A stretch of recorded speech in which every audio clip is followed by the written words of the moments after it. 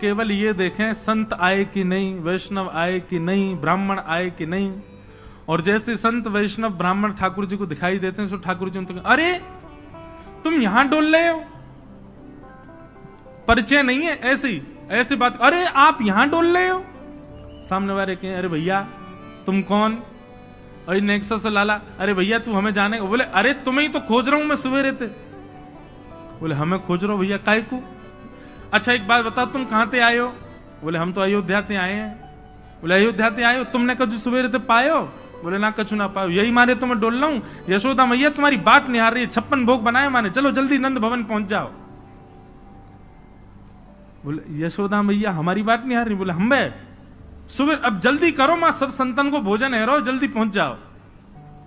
ऐसे किसी को भी सबको निमंत्रण दे देते हैं। और यशोदा मैया जब नंद भवन से बाहर आती देखते हैं 100-200 लोग खड़े हैं बिना निमंत्रण के। मैया कहें आप सब? बोले मैया आप सुबह से बाट निहार रही हो हमारी, लाओ थाली लगाओ, 56 भोग कराओ। अब मैया को यूं लगे मना करूं तो अच्छो ना लगे, लेकिन मैया पूछे अच्छा आपको कौन ने कही मैंने निमंत्रण? बोले आपको लाला आयो। तो मैया बाट निहार रही है। यशोदा मैया पवा तो देती है सबको, फिर शाम को लाला तो कहे, अरे लाला ए तू कौन कौन ने निमंत्रण दिया वे? यशोदा मैया बात निहार रही है, पहुंच जाओ सबरे मां भोजन कर लो। आज तो 200 लोग आए मेरे यहाँ। अरे ठीक है, हमारी रसोई घर बड़ो है, हमारे यहाँ 9 लाख गैया है, ठाकुर जी कृपा सब व्यवस्था है, मोए खवावे में कोई चिंता ना है, मैं तो खूब पवाऊं, लेकिन मोए बता तो देकर कौन को निमंत्रण दे रहे हो? तू कोई को भी निमंत्रण दे दे। मैया तू ना जाने? बोले कहा मैं तो या घर को पुण्य कर रहा हूं, जितना ज्यादा है सके पुण्य जमा कर कर। मैया मैं तो बुढ़ापा आ जाएगा, मैं तो चला जाऊंगा, तू को बाबा को छोड़ जाऊंगा पुण्य करके। मैया के अच्छा कहा पुण्य कर रहे हो लाला?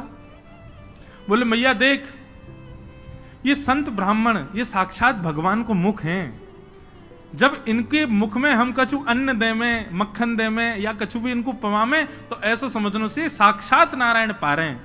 मैया देख कल 100 आए नारायण, आज 200 नारायण तेरे घर आए पावे, मैं तो ये पुण्य करवाऊं। और मैया दूसरी बात सुनेगी? बोले हाँ। मारेगी तो ना मुझे? बोले ना मारूंगी। बता? बोले तू बड़ी मोटी है गई मैया, मुंह को यूं लगे पूरे दिन लगी रहेगी तो तेरो ने वजन कम हो जाएगा। अरे मेरी ब्याह तक ने छरेरी सी है जाएगी, या हमारे तू लगी रहे रसोई में, या हमारे ऐसा को। मैया भागे पीछे, ठाकुर जी चौकड़ी मार के भागे। ऐसा ऐसा उधम मचा में ठाकुर जी द्विज ब्राह्मण संत वैष्णवों को जा जा करके बिना निमंत्रण के निमंत्रित कर देते हैं। सब नंद भवन आ जाओ, आज सबन को भंडारो है। कंटकेभ्य नंद बाबा रोज अपने ठाकुर जी की सेवा करते हैं। और महाराज वर्णन ऐसा करें हमारे ब्रजवासी, बोले नंद बाबा की सेवा में शालिग्राम भगवान है। नंद बाबा शालिग्राम की सेवा करें और सेवा करके शालिग्राम भगवान को टांड समझते हैं। टांड आप लोग जानते हैं कि नहीं पता नहीं, अब घरों में नहीं होती, पुराने घरों में टांड होती थी। टांड बोलते हैं एक घर के कमरे में ऊपर एक छज्जा सा बनवा देते थे, उसमें सारा स्टोर रखा जाता, सब जरूरी सामान। नंद बाबा क्या करते हैं, पंचामृत से अभिषेक करा करके ठाकुर जी को शुद्ध जल से अभिषेक करके इत्र वित्र लगा के तिलक फोटा चुपका के बढ़िया आरती करके और फिर शालिग्राम भगवान को टांड पे धरते हैं ऊपर। बोले क्यों? बोले कन्हैया को ये गुलाब जामुन लगे और गुलाब जामुन समझ के कन्हैया मुंह में धर ले। शालिग्राम भगवान है, कन्हैया को यूं लगे बोले कि ये रोज रोज जय जय जो है का है, ये शालिग्राम जो है का है। हमारे पिताजी पूज्य पिताजी की कथा में सुनाते हैं, बोले एक बार नंद बाबा ठाकुर जी की सेवा कर रहे, इतने में ठाकुर जी बगल में आके बैठ गए। देखो कितनी सुंदर, ठाकुर जी की सेवा कर रहे हैं, ठाकुर जी बगल में बैठे हैं, नन्हे से गोपाल जी आके बैठ गए। अब नंद बाबा को तो बढ़िया लगो, लाला भी सेवा सीखेगो, बैठ जा लाला यहाँ पे। ठाकुर जी बैठ गए। नंद बाबा ने पहले दूध से स्नान करायो, फिर दही से स्नान करायो, फिर घी से स्नान करायो, शहद से स्नान करायो। जैसे ही शहद पड़ो शालिग्राम भगवान पे, सोई ठाकुर जी के लार निकल आई यहाँ थे। ओहो कितना सौभाग्यशाली है जे, मैं हूं मैया ते कहूंगा मैया तू मोको पानी ते मत नवाए कर, वह पानी में कुछ स्वाद ही ना होवे, सहज ते नवाए कर, नहाते नहाते खाऊ ले करूंगा बीच में। अच्छा एक बात बताऊं, ये पंचामृत अभिषेक ठाकुर जी को प्रिय क्यों है? क्योंकि ठाकुर जी का स्नान भी हो जाता, पेट भी भर जाता, बीच बीच में जीव निकाल के खाऊ जाए ठाकुर जी इसलिए ठाकुर जी का पंचामृत अभिषेक होता है ये, और ये वास्तविकता है। अब जब ऊपर से सब पड़ता है, पहले दूध फिर घी दही शहद आदि सब ऊपर से पड़ता है, तो मुख पे होकर के आता है, तो जब यहाँ आवे so next so Thakur ji मुंह खोल के जीव निकाल ले, बीच बीच में स्वाद भी लेते रहे। या हमारे पंचामृत अभिषेक ठाकुर जी को बड़ो प्रिय है, क्योंकि ठाकुर जी को स्वाद भी आ जाए और स्नान भी आ जाए, एक पंथ दो काज। तो ठाकुर जी की तो लार निकल आई। ठाकुर जी बोले जय जय मीठो है गयो होगो, अब तो रस भरो है गयो होगो। और फिर शहद लगे को छुड़ावे के लिए एक बात हम निवेदन करें, सेवा में एक चीज करो भैया, ये सफेद चीनी मत चढ़ाया करो कभी ठाकुर जी पे। ठाकुर जी के अंग पे लग जाती होगी, उस पर भी फिर ऊपर से आप हाथ ऐसे घुमा देते हैं, शंकर जी पे हो, शालिग्राम जी पे हो, ठाकुर जी पे हो, इससे बढ़िया बूरा लाओ, शक्कर लाओ, और चीनी अगर चीनी ही अगर उसको भी पीस लो, वो ऐसी तो हो कि ठाकुर जी के अंग पर लगे ना, तब डालो। शक्कर से स्नान कराए और ठाकुर जी तो बस मुंह में पानी आ गया, बोले जय जय मीठो है गयो अब तो। नंद बाबा ने बढ़िया ठाकुर जी को श्रृंगार आदि करके और महाराज ठाकुर जी को तुलसी पधरा के चंदन वंदन लगा के, और नंद बाबा अपनी माला झोली में हाथ दे करके और जाप करने लगे। पूज्य पिताजी महाराज कहें नंद बाबा मुंह पे एक कपड़ा और डाल लें, मुख पर कपड़ा डाल के जप करने से मन एकाग्र होता है, यह भी एक साधना का एक नियम है। नंद बाबा जाप करने लगे, इतने में ठाकुर जी ने देखी बाबा तो जाप में चलोगो, अब कहां जाएगो जय जय बच के। सोई ठाकुर जी धीरे से गए और चौकी पे धरे शालिग्राम भगवान उठाए और मुंह में धर के बैठ गए, और जैसे कोई पान चूसता है ऐसे ठाकुर जी यहां से चूस रहे हैं मुंह में धर के शालिग्राम जी को, और बैठ गए नंद बाबा के बगल में ही आंख बंद करके, इनको ध्यान चल रहा है। बोले अभी जय जय बाहर बाहर ते चूस रहा हूं, नेक देर में अंदर की मिठास आवेगी, शहद भीतर तक चलोगो, निकर नहीं रहो, और जोर जोर से चूस रहे हैं। इतने में बाबा की माला पूरी है। जैसे ही बाबा की माला पूरी भई, बाबा ने नेत्रन से लगा के माला और अपनो कपड़ा हटायो, जय हो मेरे साले जय जय कहां चले गए, अब तो ढूंढे पुष्प पुष्प उठा के सब देखी, ठाकुर जी है ही ना वहां पे। अरे यशोदा ठाकुर जी कहां चले गए, बगल में छोटे भगत जी बैठे हैं, वो बिल्कुल महाराज ध्यान करके बैठे हैं, या तरफ शालिग्राम जी दबा रखे हैं। लाला जी कहा है तेरे मुंह में, बोले कहा जल्दी दिखा। नंद बाबा ने एक गुलचा बना करके जैसे ही मुंह में दियो, महाराज सोई शालिग्राम जी बाहर आ गए। नंद बाबा तो लिए उनको सिर से लगा में, रोते रोते गए, अरे यशोदा देख आज कहा भयो। बोले कहा भयो, बोले तेरो लाला उद्यमी है, हमारो लाला उद्यमी है, ये बात तो मैं स्वीकार कर चुका हूं, लेकिन इतना बड़ा उद्यमी। यशोदा मैया बोली भयो का, बोले भैया जे मक्खन खा जाए, घी खा जाए, मिश्री खा जाए, दूसरे इनके घर में जा जाके खाया वे, लेकिन आज तो यानी भगवान ही खा लिए, जय जय खा गो, हमारे शालिग्राम भगवान को खा गए। यशोदा मैया बोली वो तुमने शहद से स्नान कराए तो वह लगी होगी, मीठो है गो, जय जय खा जाओ। ठाकुर जी दूर खड़े हैं, वाह दिन से नंद बाबा को नियम है स्नान ध्यान करके ठाकुर जी को टांड पे धर के जाएं कि लाला के हाथ नहीं पड़ जाए कहीं, नहीं तो जय जय खा जाएगा। ऐसी ठाकुर जी की मधुर लीला, इतनी भाव में लीला ठाकुर जी की चल रही है कि सब रीझ जाते हैं। बंधुओं कभी कभी तो इन लीला को सुन करके कह करके और अनुभव करके तो नेत्र सजल हो जाते हैं। ये परब्रह्म परमात्मा प्रेम के पूर्ण स्वरूप बन के आए। आहा वर्णन करते हैं ठाकुर जी ने चोरी का मन बनाया। क्यों? बंधुओं, भगवान के काल में कंस राजा ने ब्रजवासियों के ऊपर कर लगाया था, टैक्स। और क्या टैक्स था कि आप सब लोग अपने घर में गैयाओं को पालो, सारा खर्चा स्वयं करो, और जितना दूध घी दही होगा उसका 70-80% सब मथुरा जाकर के कर के रूप में जमा करना पड़ेगा। मथुरा के लोगों को और बड़े बड़े शहर के लोगों को गैया पालनी नहीं पड़ती थी, ब्रजवासी पालन करके सारा दूध घी दही देते थे। फिर कंस के लोग जो थे वो उसको बेचते थे, उससे धन कमाता था कंस। ब्रजवासी बेचारे गैया को अपने घर में रखते, उसका पूरा ध्यान रखते, और जितना दूध निकलता 70-80% सब कंस को देना पड़ता, थोड़ा थोड़ा बचता ब्रजवासियों के पास। लेकिन नंद बाबा ब्रज के राजा थे, इसलिए उनको छूट थी। वो 9 लाख गैयाओं के मालिक थे, उनके यहां इतना कर नहीं था। एक दिन ठाकुर जी सब ग्वाल बालों के संग खेल रहे थे, खेल खेल में ग्वाल बाल ने गिर गए तो रोने लगे। ठाकुर जी बोले, अरे तुम दूध घी दही खावे वारे, ऐसे क्यों गिर जाओ? ठाकुर सब बोले, लाला तू खावे दूध घी दही, हमें तो खावे कोई ना मिले, हफ्ता में एक बार मिले बस। क्यों? बोले सब कंस के यहां जमा करवाना पड़े।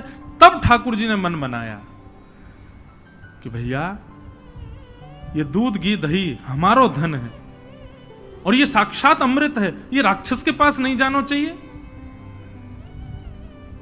सबने कही, लाला कौन मारेगो तेरी बात है? कोई ना मानेगो। नेक्स्ट हो तू 3.5 बरस को तेरी बातन को कौन मानेगो?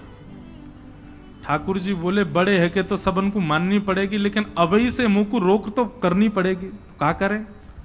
तो बोले अभी बाल अवस्था है, राजी राजी नहीं मानते तो चोरी करके मानेंगे। सबके घरन से जब हम गौरस चोरी कर लेंगे तो फिर कंस को कहा देना पड़ेगा? कछु भी नहीं। कंस तो कह देंगे, भैया चोरी है रही है हमारे यहाँ, चोर को ढूंढो, और चोर हमको ढूंढ ही ना पावेगो, कंस हमको ढूंढ ही ना पावेगो, तो हम चोरी करेंगे। सब ग्वाल बालन को ठाकुर जी ने सिखा पढ़ा दिया, और ठाकुर जी ने चोरी करना प्रारंभ किया। सबसे पहले ठाकुर जी ने चोरी अपने घर में करी। यशोदा मैया ने वहां ठाकुर जी पकड़ लिए। सो ठाकुर जी बोले, अपने घर में तो मिशन फेल भयो, अब गोपीन के घर में जानो शुरू करो। ठाकुर जी ने अपनी रजिस्टर्ड एक संस्था बना ली, बाल गोपाल चौर प्रचार प्रसार मंडल, और उसके अधिपति, उसके प्रेसिडेंट बने 3.5 वर्षीय श्री कृष्ण।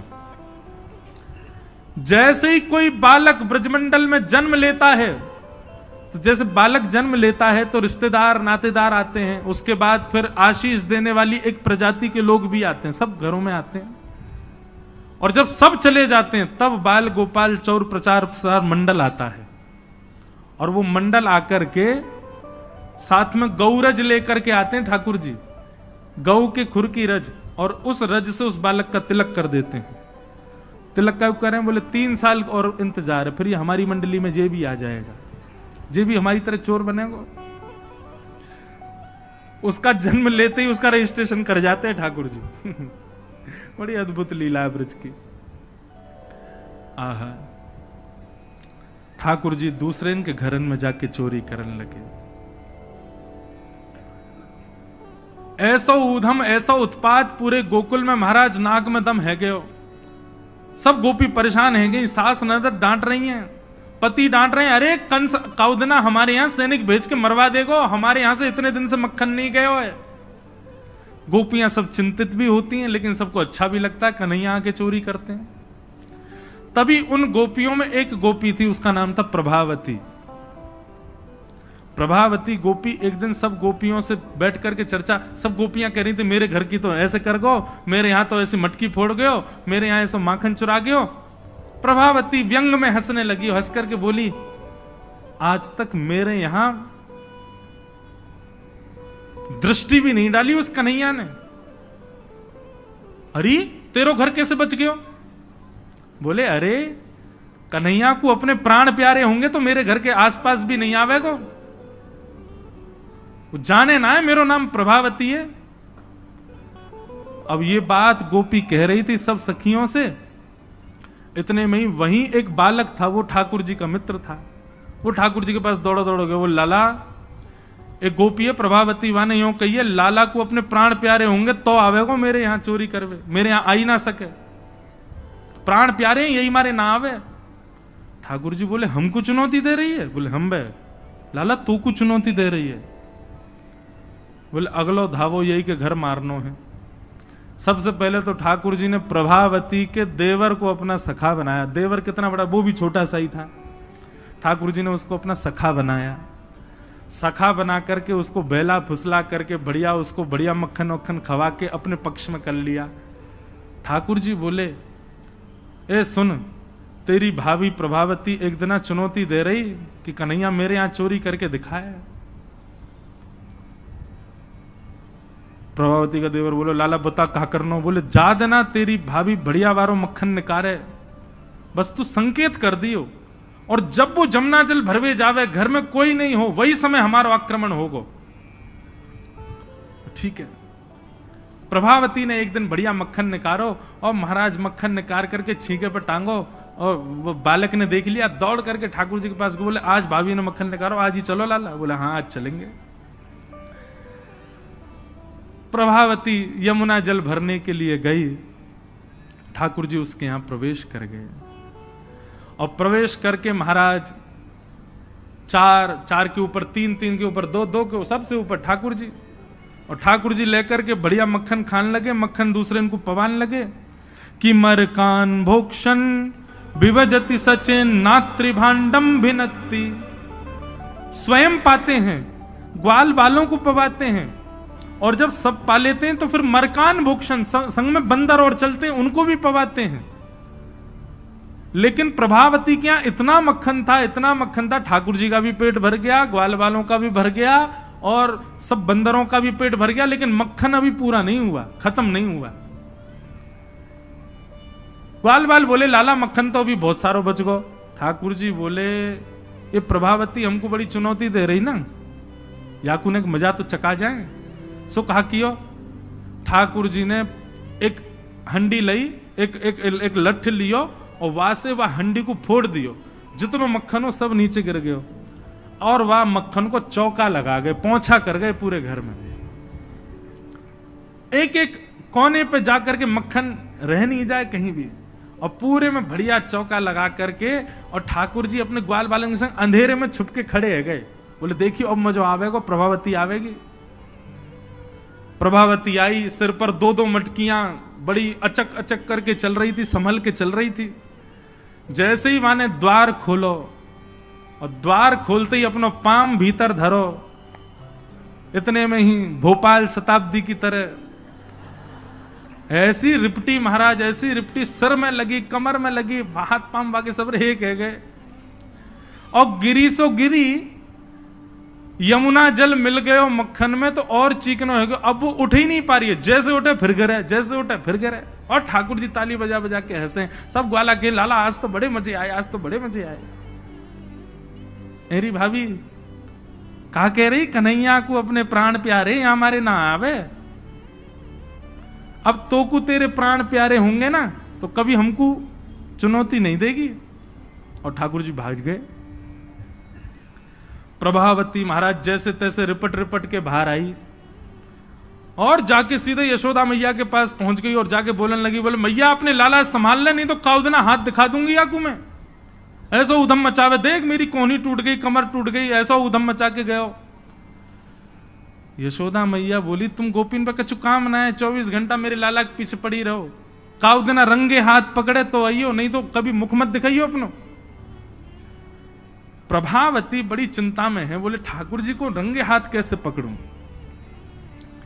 इतने में यानी विचार कियो कि मेरो जो देवर है वो लाला के संग बहुत ज्यादा रहवे, तो यार देवर को पहले अपने पक्ष में करो।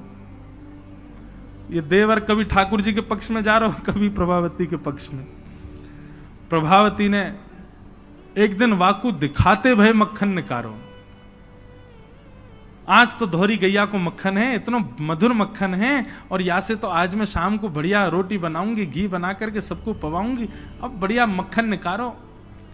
देवर ने देख लिया और जाकर के सीधे पहुंचो लाला के पास, बोले लाला भाभी ने आज धोरी गैया को मक्खन बनाया। ग्वाल बाल सब बोले लाला वहीं चल, बात ना बड़े मजे आए वहां पे, आज फिर चल रहे प्रभावती के यहां। ठाकुर जी बोले चलो।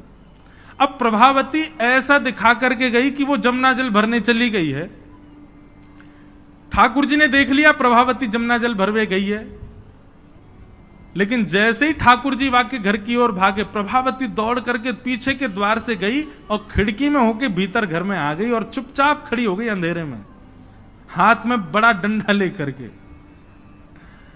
ठाकुर जी आए, ठाकुर जी ने आकर के जैसे महाराज 4 3 2 1 ऊपर चढ़े, चोरी करनो प्रारंभ कियो।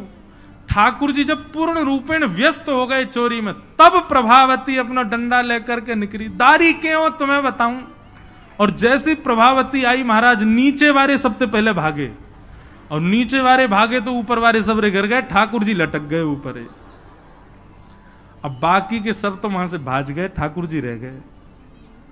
और नीचे प्रभावती खड़ी है, आजा लाला। तो बताऊं मैं, प्राण प्यारे, देख देख देख प्रभावती तू सही ना कर रही है, तू जाने ना है मैं जय जय हूं। बोले तेरी जय जय तो मैं नकारूंगी, नीचे आ पहले तू। जैसे तैसे करके ठाकुर जी नीचे उतरे। प्रभावती बोले देख तुम तो को मुंह पे दया ना आवे, मैं कितनो सीधो साधो भोरोस हो प्यारोस हो। देख मैं तू वचन दूं, आज के बाद नहीं आऊंगा तेरे घर, तू अब कछु मत करे, तू मुंह को मारे मत। बोले ना ना मारूंगी ना लाला, इतना कोमल सो मेरो लाला, वाकू कैसे मार सकूं मैं। ठाकुर जी बोले हाँ जी तो मैं मारी हूं मत। बोले मारूंगी ना तो को पकड़ के यशोदा को दे के आऊंगी आज मैं, वो बतावेगी तो। बोले या तो बढ़िया तो तू मार ले मोह, लेकिन यशोदा मैया के पास मत ले जा, ऐसा मत करे। बोले ना आज तो तू यशोदा ही बतावेगी तो। और ठाकुर जी को हाथ पकड़ करके महाराज प्रभावती पूरे गोकुल में हल्ला करती हुई जा रही है, और घूंघट करके, घूंघट पकड़ रखो एक हाथ से, दूसरे हाथ से ठाकुर जी पकड़ रखे, और सबरे गोकुल में हल्ला। देख लो रे सबरे गोकुल वासियों, जे नंद जी को लाला, यशोदा मैया को छोरा, ये घर घर जाके चोरी करे। यशोदा मैया कह रही रंगे हाथ पकड़ो तो बताइयो, आज पकड़ लियो या को ठिकाने लगाऊंगी मैं। ठाकुर जी बोले ये तो भैया बड़ी निंदा है रही हमारी। इतने में ही ठाकुर जी बोले ए प्रभावती, कहा बात है। बोले देखते ना इतनी जोर से मेरो हाथ पकड़ रखो, मेरो हाथ नीलो पड़ गयो, रक्त पूरा रुक गयो है, तू इतनी जोर से मत पकड़े। तू एक काम कर, मेरो जे हाथ छोड़ दे, दूसरा हाथ पकड़ ले। प्रभावती बोले नहीं तू भाग जाएगा, तेरी सौगंध खा के कह रहा हूं मैं नहीं भागूंगा, तू मेरो एक हाथ छोड़ दूसरा पकड़ ले। प्रभावती चलती जा रही है, और चलते चलते माने 3.5 वर्ष के छोटे से ठाकुर जी चलते चलते माने जैसी मन बनायो कि हाथ दूसरा लाऊं, ठाकुर जी ने पीछे चल रहे ग्वाल बालन में प्रभावती के देवर को इशारा क्यों यहां पे आ, वो ठाकुर जी की उम्र को ही है। ठाकुर जी ने वाको हाथ पकड़ लिया। प्रभावती अब देख तू मेरा दूसरा हाथ पकड़ जल्दी कर। प्रभावती चलते चलते बोली ला दूसरा हाथ दे। दूसरे हाथ के चक्कर में ठाकुर जी ने वह के देवर को हाथ पकड़ा दिया, और पकड़ा करके ठाकुर जी गली मोहल्ला कुचेन में कूदते भय सीधे नंद भवन पहुंच गए, और हाथ पाम धो के सीधे यशोदा मैया की गोद में। मैया इस सबरी गोपी मेरे पीछे काहे को पड़ी रहे, अरे मेरो लाला बड़ो मलूक है, हमारे पीछे पड़ी रहे। मैया रोज कोई गोपी आ जाए, मुंह को तो लगे आज भी कोई गोपी आवेगी तो उसे शिकायत करवे। मैया बोली आन देदारी के मैं बताऊंगी। हाँ मैया तू मुंह को अपना दूध पिला दे। और ठाकुर जी तो इतने लाड़ प्यार में आ गए, मैया गोद में बैठ के दूध पीने लगे। इतने में ही प्रभावती आई, देख यशोदा मैया तू कह रही कि अपने लाला को रंगे हाथ पकड़ के लाई, आज देख तेरा लाला पकड़ के लाई हूं मैं। ठाकुर जी बोले देख ले मैया मैं तो कह रहा हूं ना कोई गोपी आ रही होगी, आ गई। मैया तू एक काम कर दे। बोले कहा मैं तू और बाबा हम तीनों कहीं और ही चले जाएं, ये गोपी हमको जीन ना दे रही है, इनको यूं लगे कि तेरो लाला इतना सुंदर काईकू है, ये चिढ़ के मारे आ जाए रोज। मैया बोली लाला तू पीछे खड़ो रहे यार, गोपी है तो मैं देख के आऊं। मैया नीचे गई, कहा बात है क्यों चिल्ला रही है घूंघट में, देख तेरो लाला आज रंगे हाथ पकड़ो। मैंने तो याकू कुछ नहीं कही है, लेकिन तेरे हवाले छोड़ के जा रही हूं। मैया यार सबक सिखाइयो आज। मैया बोली कौन है। बोले तेरो लाला। बोले देख तो सही कौन है। प्रभावती ने घूंघट उठा के देखो तो वही के देवर को हाथ। प्रभावती बंदर तू कहां से आया, भाज गयो। अब तो यशोदा मैया ने खूब सुनाई। बोले नहीं नहीं मैया मैंने तुम्हारे लाला ही पकड़ो। बोले तू झूठ बोले, मेरो लाला तो अभी दूध पी रहा मेरी गोदी में बैठ के। कन्हैया इतने में ठाकुर जी आए भी तो, हाँ मैया कहा कर रहे हो तू? मैया मैं तो तेरी गोद में बैठो दूध पी रहो। मैया ये सबरी गोपी मेरे पीछे पड़ी रहे, मैं कहा बताऊं, इन लोगन की तो ऐसी आदत है गई है, और ये प्रभावती तो सबसे ज्यादा। मैया ने खूब डांटी। प्रभावती बोले ये हुआ कैसे? प्रभावती बोले अच्छा मैया क्षमा कर दो, मैं जाऊं। प्रभावती चली गई। ठाकुर जी बोले मैया मैं 2 मिनट में आऊं, अभी इन्हें सखांत में ले आऊं। जैसे ही प्रभावती ने दूर पहुंचे सो ठाकुर जी आए आगे से, और प्रभावती के आगे आगे खड़े हो गए। तो कहो जी कैसी रही आज? प्रभावती बोली तेने ही कियो कैसे? बोले मैंने कैसे कियो वो मत पूछे, लेकिन मैं तो कुछ चुनौती देवे आया हूं। आज तेने मेरो हाथ पकड़ो तो मैंने अपनो हाथ देवर में बदल दियो। कल को अगर तेने मुझे पकड़ो तो तेरो हाथ मेरो हाथ खसम में बदल जाएगा। देवर से तेरे पति को हाथ आ जाएगा हाथ में। तू जाने ना नंद जी को लाला हूं मैं। प्रभावती इतनी लज्जा की हो गई कि फिर वो कितने दिन तक बाहर नहीं आई अपने कक्ष से, भवन से। वर्णन आता है ठाकुर जी एक दिन उसके यहां पहुंचे, और पहुंच करके उसकी गोद में बैठ करके खूब स्नेह किया, और स्नेह करते तब भी नहीं मानी, खूब नाराज हो गई ठाकुर जी से, मुंह फेर करके बैठ गई। ठाकुर जी बोले एक बार मेरी ओर देख ले। प्रभावती बोली नहीं देखूंगी। बोले बस एक बार देख ले, फिर जीवन भर मत देखियो। जैसी प्रभावती ने ठाकुर जी की ओर देखा, शंख चक्र गदा पद्म धारण करके चतुर्भुज रूप में ठाकुर जी ने उसको दर्शन दिए। बोलो भक्त वत्सल भगवान की। ऐसी ठाकुर जी की मधुर लीला वृंदावन में चल रही है। ऐसी अनेक लीलाएं हैं व्रज की, उनको ठाकुर